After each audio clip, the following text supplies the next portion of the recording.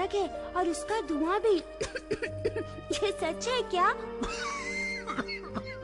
धूम्रपान आपके लिए हानिकारक है और आपके चाहने वालों के लिए भी। पापा, क्या हुआ? फिक्र मत करो बेटा, अब हम धूम्र मुक्त रहेंगे। पापा, आप सबसे प्यारे हो। दूसरों को आपके धूम्रपान करने की कीमत न चुकाने दें। धूम्रपान पड़ेगा महंगा। राष्ट्रीय स्वास्थ्य मिशन, स्वास्थ्य विभाग हरियाणा द्वारा जनहित में जारी। नमस्कार, ये आकाशवाणी चंडीगढ़ है। अब आप प्रतिका से प्रादेशिक समाचार सुनिए। पहले इस बुलेटिन के मुख्य समाचार। हरियाणा में जल्द ही वन मित्र योजना के तहत वन मित्रों की भर्ती की जाएगी। मुख्यमंत्री नायब सिंह ने वन क्षेत्र में पहले से लगे और पौधारोपण अभियान के तहत लगाए जाने वाले पौधों की ड्रोन से मैपिंग करवाने के निर्देश दिए। देश में 3 नए आपराधिक कानून 1 जुलाई से लागू होंगे। भारतीय न्याय संहिता 2023 भारतीय दंड संहिता 1860 को प्रतिस्थापित करेगी। केंद्रीय प्रत्यक्ष कर एवं सीमा शुल्क बोर्ड ने वित्तीय धोखाधड़ी की बढ़ती घटनाओं से निपटने के लिए मल्टी मॉडल जागरूकता अभियान शुरू किया और अंतर्राष्ट्रीय योग दिवस के आयोजन से लोगों में योगाभ्यास के प्रति जागरूकता बढ़ी। कई लोग लाभान्वित हुए। अब समाचार विस्तार से। हरियाणा में जल्द ही वन मित्र योजना के तहत वन मित्रों की भर्ती की जाएगी, जिन्हें पौधों की देखभाल के लिए मानदेय दिया जाएगा। मुख्यमंत्री नायब सिंह ने आज चंडीगढ़ में वन एवं वन्य जीव विभाग की समीक्षा बैठक की अध्यक्षता करने के बाद ये जानकारी दी। बैठक के दौरान उन्होंने प्राण वायु देवता योजना की विवरणिका का विमोचन भी किया। बैठक में पर्यावरण, वन एवं वन्य जीव राज्य मंत्री संजय सिंह भी उपस्थित रहे। उन्होंने प्रतिवर्ष वन विभाग द्वारा बरसात के मौसम में चलाए जाने वाले वृक्षारोपण अभियान की विस्तार से समीक्षा की और इन पौधों की जियो टैगिंग करने तथा ड्रोन की मदद से 5 साल तक उनके बढ़ने पर नजर रखने को कहा। मुख्यमंत्री ने कहा कि अधिकारियों को वन विभाग द्वारा वन क्षेत्र में पहले से लगे हुए तथा हर वर्ष पौधारोपण अभियान के तहत लगाए जाने वाले पौधों की ड्रोन से नियमित मैपिंग करवाने के निर्देश दिए गए हैं। उन्होंने कहा कि वन क्षेत्र से अवैध कटाई को कतई सहन नहीं किया जाएगा। अगर इसमें किसी कर्मचारी की सहभागिता पाई गई तो उसके खिलाफ कार्रवाई की जाएगी। उन्होंने कहा कि वन भूमि पर आग बुझाने में देरी होने पर वन संरक्षण से लेकर उच्च अधिकारी तक की जिम्मेदारी तय की जाएगी।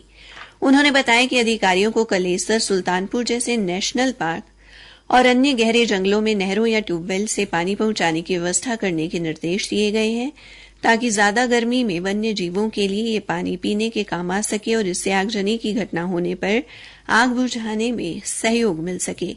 मुख्यमंत्री ने बताया कि इस वर्ष 2024-25 में 150 करोड़ रुपए का बजट पौधारोपण के लिए आवंटित किया गया है, जबकि हर्बल पार्क के लिए 10 करोड़ रुपए खर्च किए जाएंगे। मुख्यमंत्री ने बताया कि प्राण वायु देवता योजना के तहत अभी तक 75 वर्ष से अधिक आयु के 3819 पेड़ों की पहचान की गई है, जिनकी देखभाल करने वालों को राज्य सरकार द्वारा 2750 रुपए प्रतिवर्ष पेंशन दी जा रही है। देश में 1 जुलाई से 3 नए आपराधिक कानून लागू किए जा रहे हैं, जिसमें भारतीय न्याय संहिता 2023 भारतीय दंड संहिता 1860 को प्रतिस्थापित करेगी।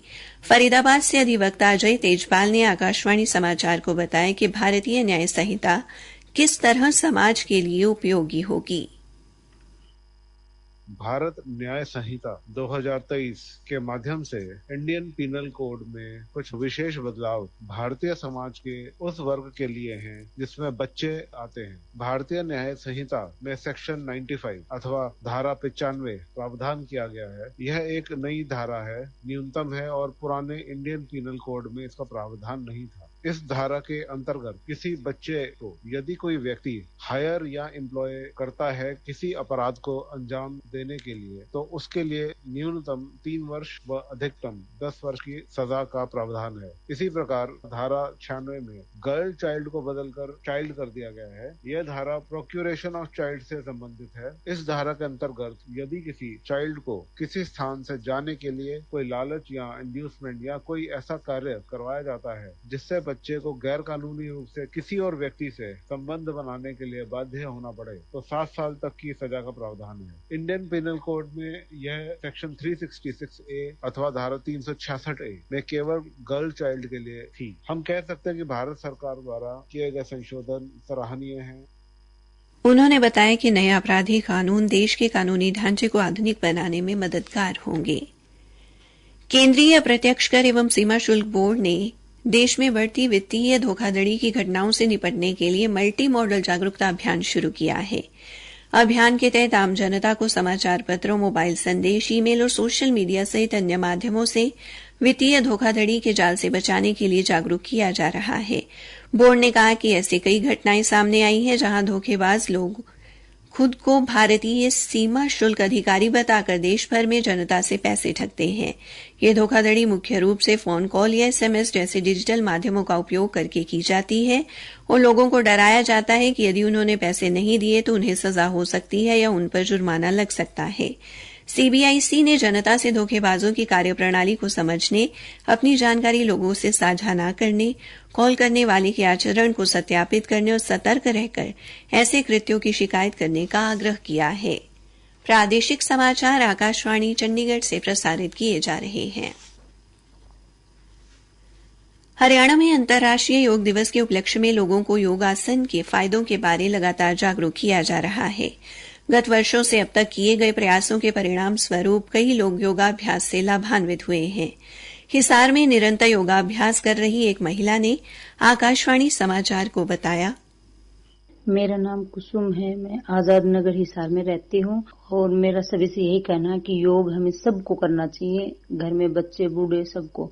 योग हमारे मन और तन दोनों के लिए बहुत जरूरी है। मैं इसलिए कहती हूँ कि योग से मुझे मेरे हाथ में एक रसौली थी जो कि 15 दिन में 70% खत्म हो गई और मुझे ओवर थिंकिंग होती थी वो कम हो गई।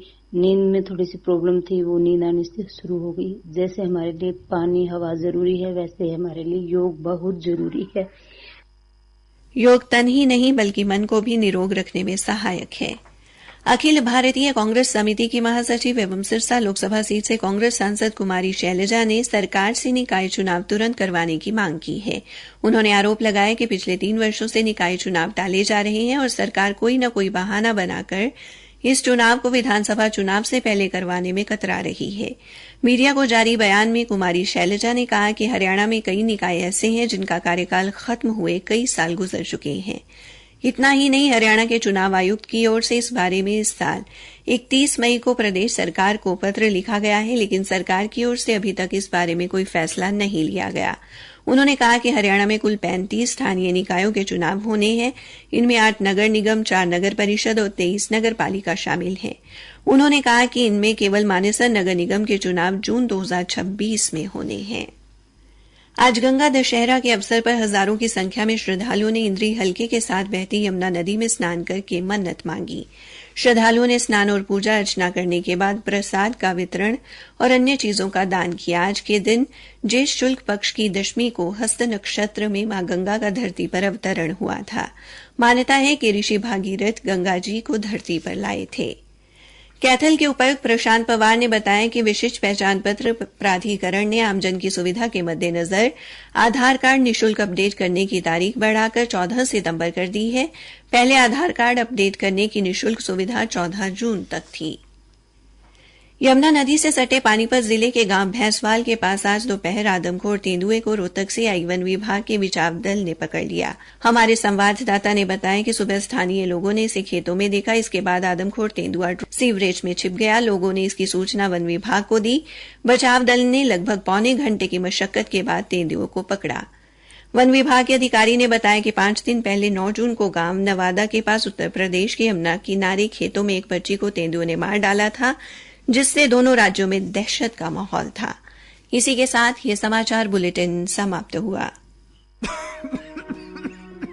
पापा, टीवी में कहते हैं धूम्रपान घातक है और उसका धुआं भी। ये सच है क्या?